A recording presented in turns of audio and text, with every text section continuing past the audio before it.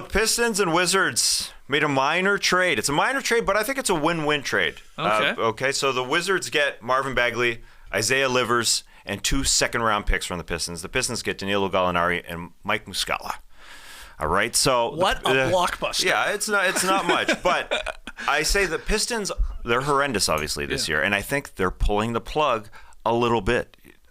This is the beginning. This is not going to put them over by any means, but it's going to take more than just one move.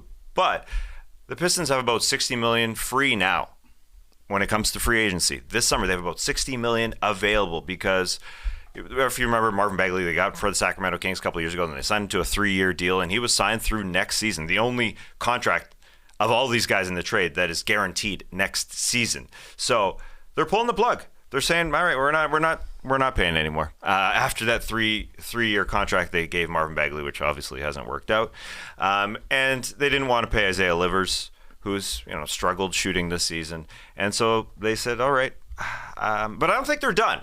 We've got 3.5 weeks left till the trade deadline. They've got Bojan Bogdanovic. So if a team wants a guy who can shoot, he's available, I'm sure. Danilo Gallinari, I'm sure as well, just to plug on the bench, or if you want a Moose, Mike Muscala as well. But anyways, there's that. And then the Wizards, they get Bagley. They're going to try him out. He's not been amazing this season. He's been okay. And then they're going to try out Isaiah Livers, who is, a wing sort of defender. He's shot okay in the past, but not this year. And he's played with Jordan Poole before at Michigan. So maybe they're copying the Jalen Brunson. For the Wolverines. Yeah, that's right. They're copying what the Knicks did with Jalen Brunson and Josh Hart. Let's get some guys together. Maybe if anybody can pull Poole back into the pool just to get things right, maybe it's Isaiah Livers. And they got 2 second-round picks for Gallinari and Muscala, who they got when they dealt Porzingis. So it's a win, I think, for the Wizards to just try something out with Bagley and friends. But anyways, it's minor. The Pistons ain't done. I don't think they're done. And they have a lot of money. Does anybody want to play in Detroit? That's the question. Yeah, they open up all this cap space for who?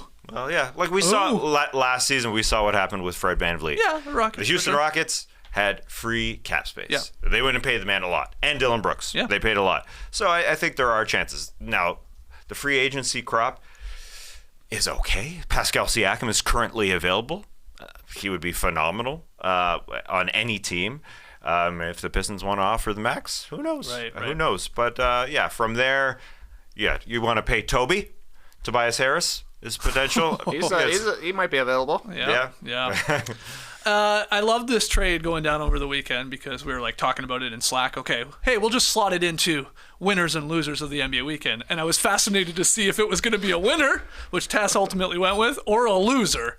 Because you can also turn around, especially the Pistons side of things, they dealt 2 second-round picks and Trey Lyles, who's actually a contributing basketball player, for Bagley at the deadline, 2 years ago.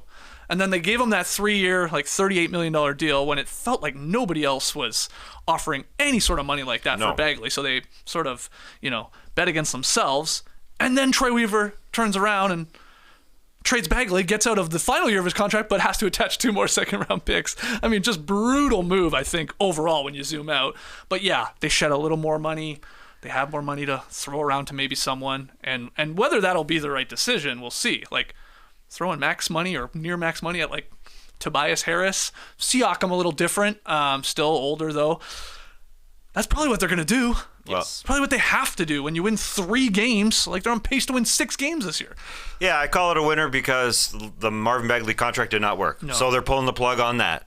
At least they said, hey, we screwed up. And also, it sure feels like they're not going to pay James Wiseman at all. Well, yeah, they traded Sadiq Bey for that. Yeah, they messed up there. So I think they look back at the last few years and say, all right, we got to clean this down. Their next move should be for Troy Weaver not to be GM.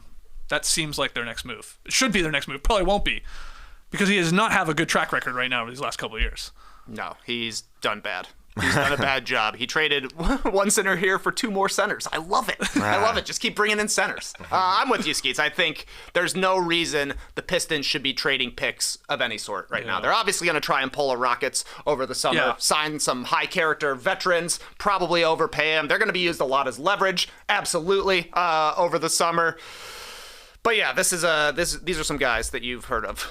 They got traded for each other. Yeah, and they might try and, I guess, get back some more draft capital, be it second round picks or stuff like that. Like you said, Gallinari, Bogdanovich, Joe Harris, maybe. Alec Burks, maybe. These are guys that maybe teams talk themselves into throwing a second round pick or two at to try and acquire at the deadline here. I could see that. So maybe they, gets a little bit more in the cupboards there. But yeah, overall, Troy Weaver, I don't know what he's doing. It's bad.